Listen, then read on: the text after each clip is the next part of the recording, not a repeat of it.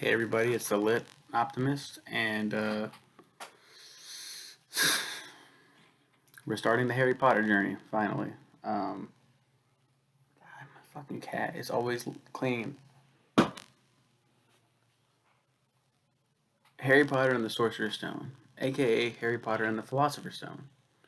Man, oh man, this is gonna be a crazy journey to say the least. The story of the boy who lived.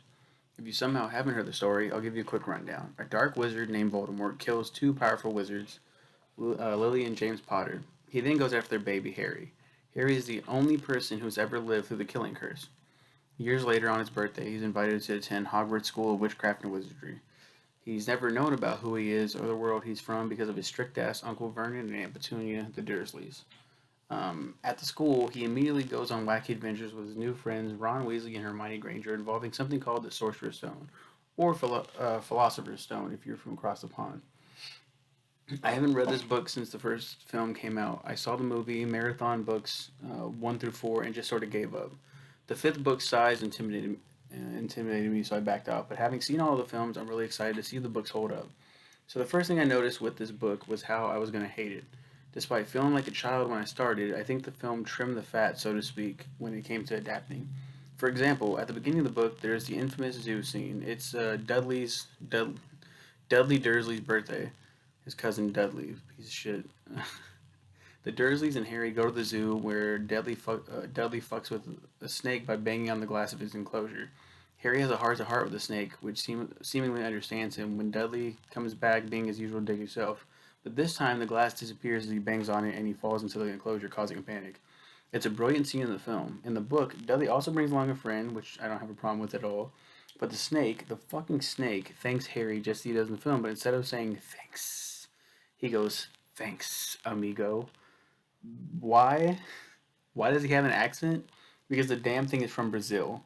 Even though he's been bred in captivity, he's got to have a fucking accent. Do Brazilians even say amigo? It's so irritating and unnecessary. And nearly headless Nick's death day party. There's no other reason for it to exist other than getting Harry and Ron from point A to point B. It's not in the film because it doesn't need to be. It's pointless.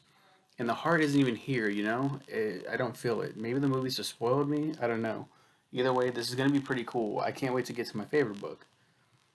Um, I'm not going to spoil my thoughts on other books. Yeah, I will. I like the movies more than the books.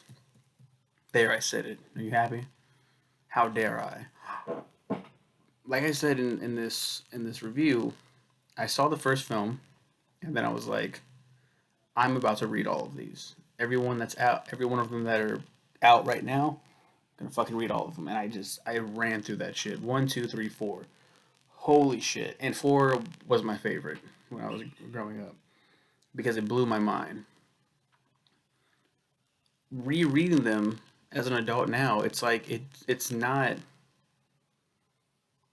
amazing anymore. It's not this world of wonder like the films make out to be. And Harry fucking Potter is a terrible character. He's horrible. He's got no personality beyond being the boy who lived. And as the story progresses, he just becomes more and more of a piece of shit. He's a dick. He's like his dad, James. He's a complete asshole in the books.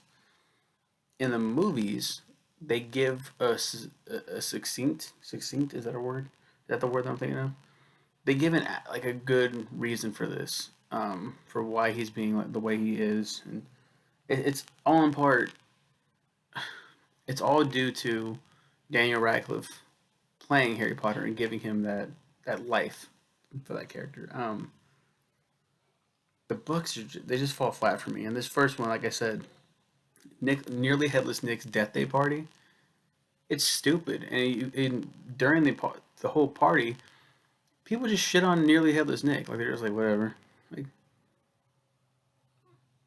and then Ron and Harry were invited, so they're there, and they're just kind of like, we're like the only ones living here. This is really depressing. Let's go, and then they leave, and that goes into point. You don't need that, so they trim it down for the film. They don't. They took that completely out, and it's like this plays better. They don't. You don't need a reason. You don't need that party. Like, I've talked to people before who have said, like, I hate the movies because they trim too much of it out. And it's like, but some of that shit doesn't need to be there. Really doesn't. That's filmmaking 101 for you. You're gonna adapt a book, you have to take some shit out. You just have to. And they took out the worst shit and they made it better. I don't know. And I'll review the films eventually, but um, looks like we're going on an adventure, boys and girls. So strap on to your broomsticks. It's gonna be dope. And I'm not even talking about everything that happened in this book, like, and everything that happens in the film. Um, there's some good shit that happens in it. Um, but it just plays like so flat. It's just like, oh man, Professor Quirrell was really a bad guy. Oh no. Oh, Voldemort's on the back of his head. Oh, that's kind of fucking disturbing. And oh my god, he's dying. Oh, he's dead. Oh no. Movie does such a better job with this. And I'm gonna stop talking shit. I'm optimistic. I'm an optimist about this book. It's not a terrible book. Compare the film, it is dog shit. Okay, I'm gonna end right now. You guys have a good one. Take care.